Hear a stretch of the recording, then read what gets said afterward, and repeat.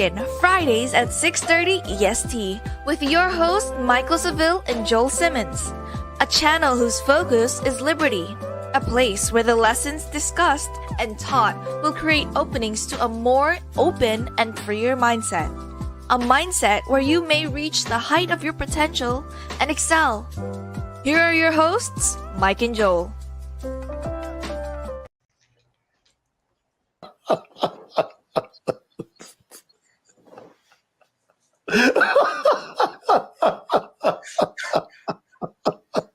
Guys, welcome back to Community Beacon. It's right around 6:30. It's Friday. You're tuning in. Tuning in. You're we blessed. Appreciate you. We appreciate you. And the brother's laughing at me. However, we're going to get right into it. Mike Seville, your real estate guide over here in Palm Beach, Florida. On the other side of the screen, we got the co-host with the most, Mr. Joel Simmons of the Tenacity Foundation. What is going on, brother? Hey, man, I'm glad to be here with you once again. This is such a special time for me, you know. Every time I get a chance to enter into this room and hang out with my brother right there, Michael Seville, the real estate king, I feel as if I am in the midst of royalty. And I'm very grateful, y'all. So I'm looking forward to this conversation today, talking about dreaming without fear and picking up where we left off. Brother, what say you? We got to jump into, all right, he's trying to rush me, guys. This is my part of the show. We're getting into the housekeeping. Mondays, right around 9 o'clock. Tune in to what it takes every Monday. You got questions, you got this. I think we're really going to get into some mindset stuff. It always reverts back to mindset, and you'll see by the end of the show. But definitely that March, we're definitely talking about some mindset stuff, some personal value stuff, etc. Wednesdays, it starts with who? Starts with me. Another day, another way. As my brother would say, another day, another way. So I'm definitely grateful to be able to let you all know about Elton Kua. He's on the show. And this was his statement. I am stupid. I'm glad you the one that you made sure you weren't the one that said it. So if the man said that, and it looked like it said it changed his life. It changed his life. If you want to know how words that apparently look to most people as negative as that can change somebody's life, you need to be on this show. Period. Point blank. Show up, because he's going to show out. Absolutely. I think you're going to show out. We know how that goes. Friday, Community Beacon, you culminate, and hopefully you guys are finishing your week off with us, man. We appreciate you. We definitely do. We're here another Friday, ready to get into it, man. Last week, we were talking about pursuing your aspirations, and then we got into talking about fear. And then here, all of a sudden, here appeared this great title of the show, Dreaming Without Fear. And we call fear whatever you want to call it, false evidence appearing real. I'm gonna tell you what, and because I want to empathize with you guys, I'm not going to just talk as if I never went through it, I haven't gone through it. Fear is as real as you allow it to be, right? It's as real as you allow it to be, and so it can tend to freeze us, right? I mean, there's like three things that happen when you get into fear mode. And one is, freeze, it's fight, and it's fight. So either you're gonna fight the saber-toothed tiger, you're gonna run from the saber-toothed tiger, or you're gonna freeze up and hold the saber-toothed tiger, think you're a part of a tree or something. You know what I mean? So it's like, what are you doing? Are you going towards the danger? Oh man, I heard someone say something interesting. Chris Voss, Never Split the Difference. If you haven't read that book, probably one of my top 5 of all time at this point. Chris Voss, Never Split the Difference. This is an FBI negotiator. And he said as he was going throughout his job, one of the things that he was taught by one of his mentors was always to run towards the fear. He says, when you run towards it, good things will happen, right? Good things happen when you run towards the fear. Now, I can't tell a lot of people what it is that they can or can't do, because a lot of the things you've been doing, you've probably been doing your entire life, right? You created this, quote unquote monster at a young age, and we carried a lot of these thoughts and these different processes, and we're transferring it into adulthood. And the thing is that it served us in our childhood, and that's why we're taking it over into our adulthood. It took a long time for me to learn these different things as to why there's certain reasons as to why I do things the way that I do. And it's because we made up these rules as children, and we're taking them into an adulthood. So we should appreciate what we had in the childhood, because that got us through. Whether it was that blankie, whether it was covering your head in the dark because you were scared of the monsters in the closet, whether it was you didn't let your feet dangle off the bed because the boogeyman was going to grab it from the other end, whatever it was. And then at some point in time, we unconsciously, we unaware of ourselves, took that, and now we're using that into our adult lifehoods where it doesn't necessarily serve us in the best way. So these are these fears that we've gotten, these limited beliefs that we've put on ourselves because we don't want to take the next step. And so what that is that keeps us from being our best self, right? So that's where we start, because I wanted to talk about what it's costing us, okay? Because at this point in time, you're on a level, right? Say you're here, but your full potential is here. And I'm not talking about business, because guess what? Everybody's not meant to run a business. Let's just be quite honest. A lot of us are great number twos. A lot of us are great organizers. A lot of us are great administrators. And tell you what, most companies wouldn't run all companies wouldn't run without a great number 2, 3, 4, 5, 6, 7, 8, 9, 10, all the way down the chain. So we have to respect that. You understand? But we want to be whatever it is. Martin Luther King has a saying: if you're going to be a street sweeper, be the best street sweeper. Yes, street sweeper. What's stopping us from being the best of ourselves, to where not only, because I'm going to tell you what happens when you become the best of yourself.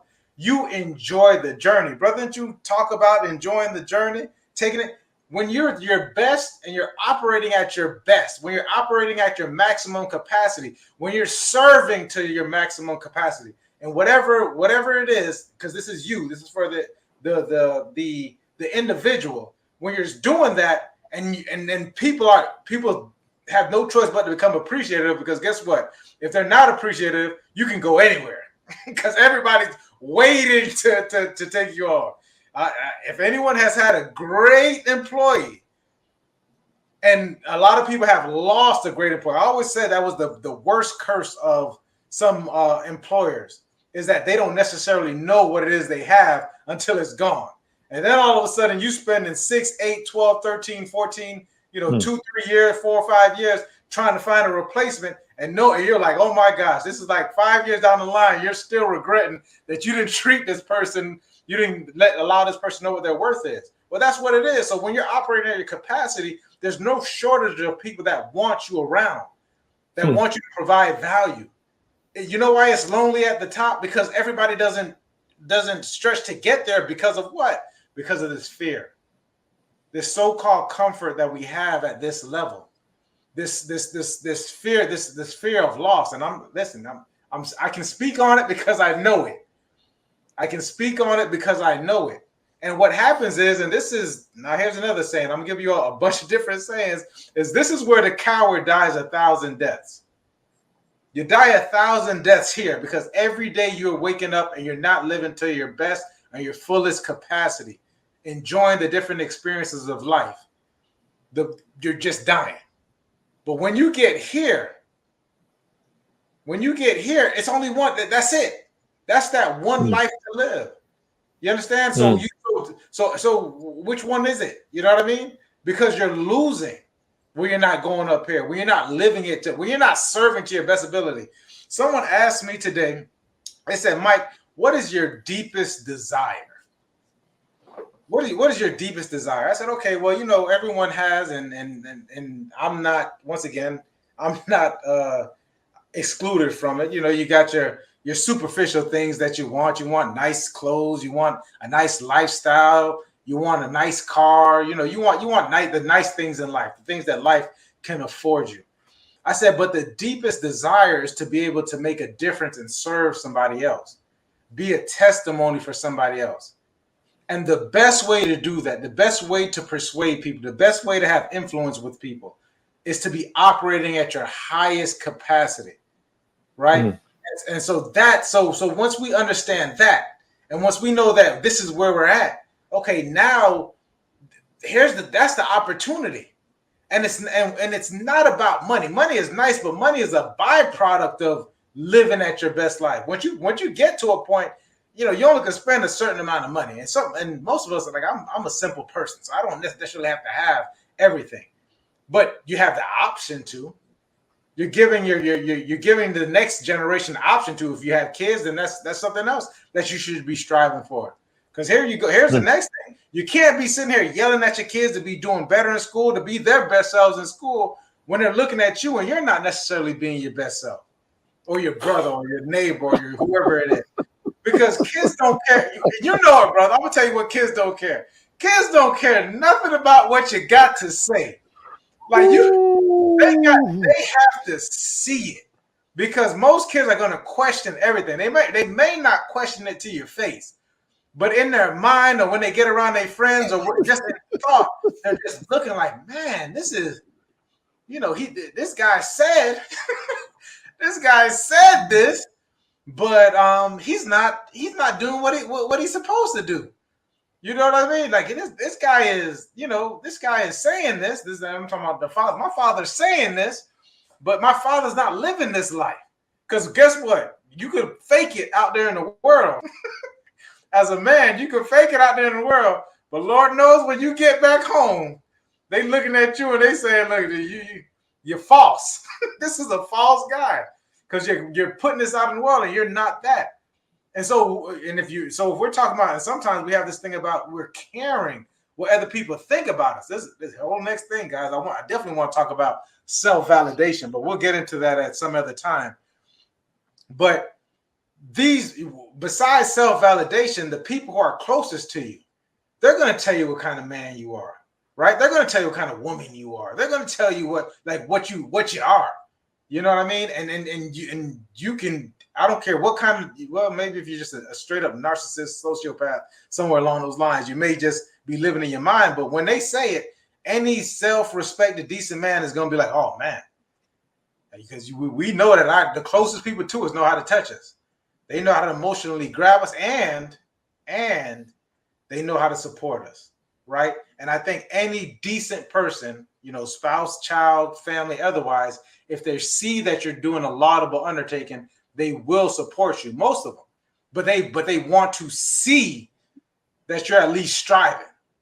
They don't want to come home and see that you've been laid up all day, and then all of a sudden you pretend to be cleaning up the house when they get there, like you was working all day, right? They want to know that that you are also the person who you proclaim to be, the words that coming out of your mouth. But they're going to be watching you more so than the words that come out of your mouth. What you say, brother? I love it, man. I love it. That was some deep stuff and everything that you just said. That was a lot to unpack, as they say. You know, hitting on firing on so many different levels.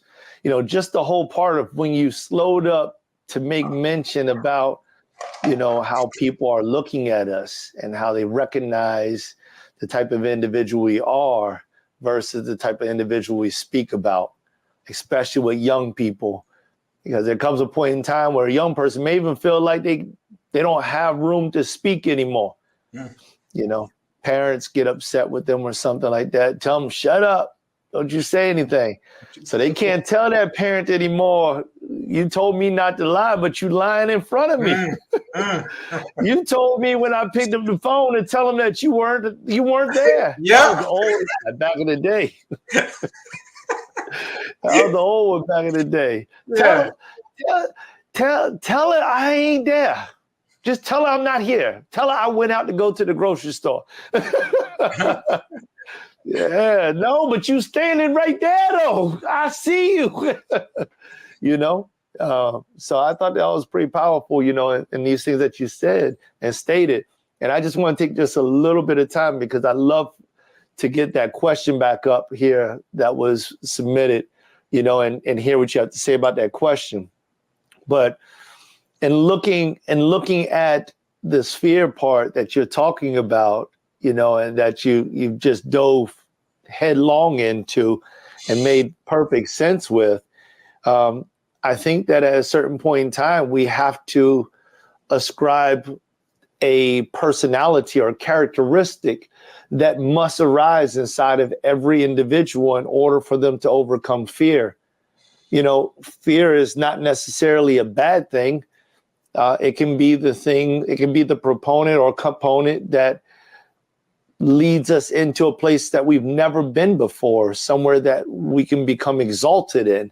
And that's a beautiful thing, to reach a level of exaltation, but you have to push past your own body. You know, it's like when I was lifting weights and I had someone, you know, teaching me, I was like, man, listen, your brain stops you from going any further. Whenever your brain says that you can't anymore, you probably got another rep inside of you. You got 10% more that you can push up, that you can push out, that you can do more. And it's not until I had that coach right next to me and I'm complaining like, oh, and they're like, come on, man, you got this. And then I push through it. And after I'm done, I feel exalted. I feel happy. I'm humbled by the entire process, but I recognize the change. I see the results, and there's greater results in my body. I've even noticed that because I don't have a coach right now. And I've noticed that no matter how many times I go to the gym throughout the week, that my motivation has not been the same as when I had my coach. And when I had my coach, every time I came back, I felt that, as King Yada would say, that good pain. I felt that goodness, like, yeah. And I saw it too. I saw the results. And it's funny, with the body, you can see the results. You know, so the word or the characteristics is bravery. And bravery is something, you know, that it's a behavior that you can only show it when you are cornered by fear or by some type of thought that wants to press against you. When you are boxed, you know, there's no need to show bravery when you believe that you can do something. That's not bravery, you know. I suppose it can, but it's when you feel as if there could be danger, there could be some type of drama, there could be a setback, there could be loss, there could be failure. When there is stress, then you have to utilize bravery. And by using bravery, we end up finding that's where courage comes from. And that's where we get that exaltation inside of our own mindset that I can do anything, you know, like Paul said in Philippians 4:13. I can do all things through Christ that strengtheneth me. So I just wanted to add that little component, brother. I'd love to hear your thoughts on it. And also, if Anna can put the statement up there again, because she asked a question about being a good number 2, and you had mentioned that. You were talking about being a good number 2. Okay, perfect. So I'll definitely answer the question. I agree with your statement. Like, what is the fear? I think let's reframe the thought of fear. Let's make fear like the awareness, because that's what it is. It's to be aware.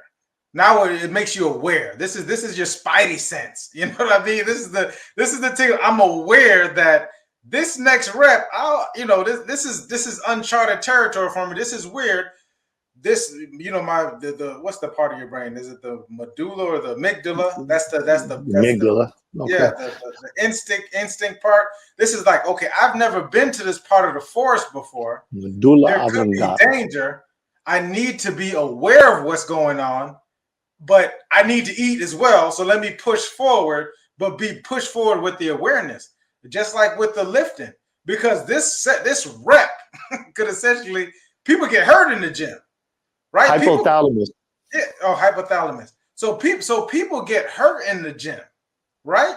I've seen people who lifted more than they were supposed to lift. They've overtrained. They've done stuff. That awareness is telling your body, hey, Joe, we haven't been to this part. Let's make sure that we're careful on this rep. Let's make sure that we have a spotter to help us on this rep. Let's make sure, you understand? So it's like, let's proceed with caution, but proceed if if that's where you're headed to, if that's what your plans are, if that's your goal. Quickly, let me see what it says. As someone that is a pretty good number 2, shouts out to Anna. I love that confidence. What advice as a great number 2? That's what we'll see next time. What advice would you give for someone that wants to get over that fear? First, I think to answer that question for me personally is that there's an awareness, right? And so you have to have that awareness, and then also just overall is communication. I think that's one of the skills that we need to, because I'm not exactly sure the exact fear you're referring to, but I mean communication goes a long way. So whether you're dealing with your supervisor, your boss, your whatever it is, or you're dealing with people who you're outside of the company, within the company, we should always be improving our skills of communication. Communication rules the world, especially right now, especially when we're talking about having the platforms that we have, etc. So within an organization, if you know how to communicate up and you know how to communicate down, as a great number 2, you're almost indispensable. Because as most number 2s, their prime priority is to make sure that the number 1s, or the CEO or the one who runs the show, like they're interpreted correctly, because they can't be everywhere at once. So you're just representing the number 1 at the highest level because you're the number 2. So that's my answer to that. What about you, brother? I want to leave it like that, man. Since I have an affinity to Anna, I'm glad that you were able to answer the question. I love how you ended that last part, though, because that's actually our next episode. Press into the unknown. So, man, I'm ready to just rock and roll. Let's do another one. All right, let's go, people, man. We love you. We will see you next week. Appreciate you. Peace.